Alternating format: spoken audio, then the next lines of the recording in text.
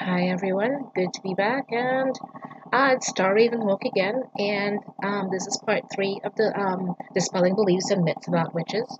And um, I wanted to kind of mention, I forgot to talk about the last, two that I mentioned before, which was about Satan and the devil and angels.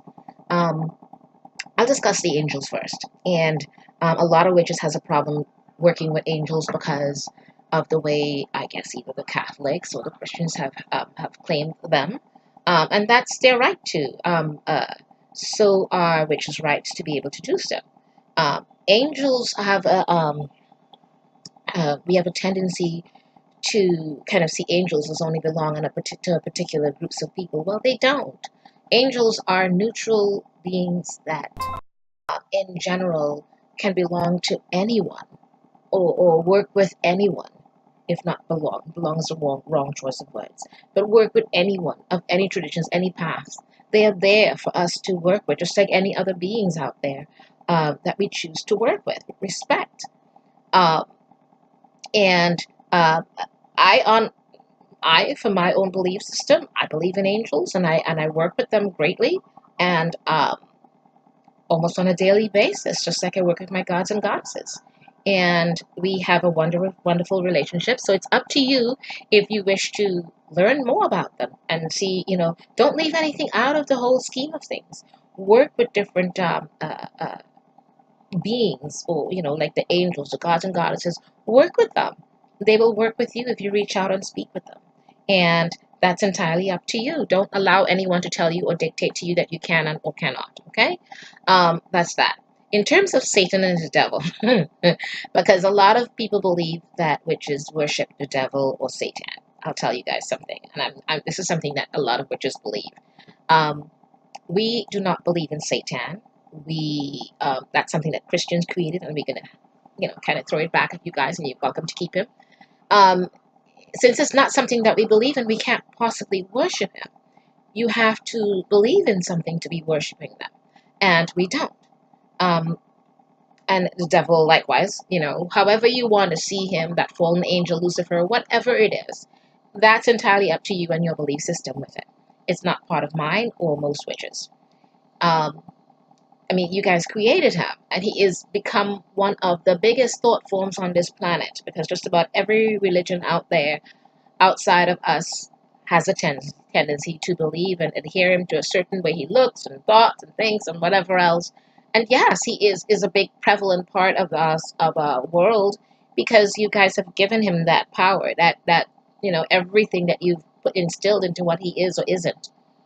It's all on you guys. And for me in general, I'm not going to say for other witches. For me in general, I think of it as in the sense from when I was growing up and I was into, my mom took us to the Catholic religion, the Presbyterian, the Baptist, the different ones, Seventh-day Adventist. In terms of it for me, I kind of, when I came out of that and became who I was and accepted that I'm going to pick up the torch as a witch, I essentially did what that movie, what is it, with Freddy Krueger? I always forget the name of that bloody movie. Anyways, I did what they did in that movie when she turned at the end and she said, I'm going to take back everything that I ever instilled in you, all the power I've passed on to you to give you all that, over me, power over me. And I walked away. I am not going to acknowledge that being because it's not part of my world now and has not been for a long time. Because I'm going to be, oh goodness, I'm going to be 59 tomorrow, April 19th. Darn it. So, and he has not been in my life since I was about 14 or 15. So, and I'm sorry, I'm not willing to take it back. So, you guys are welcome to him. And yeah, we don't believe in Satan. We don't worship him or the devil. All right. And in terms of our gifts and talents, I do believe that, um, let's see, sorry, I'm trying to see what I wrote here. Oh, okay.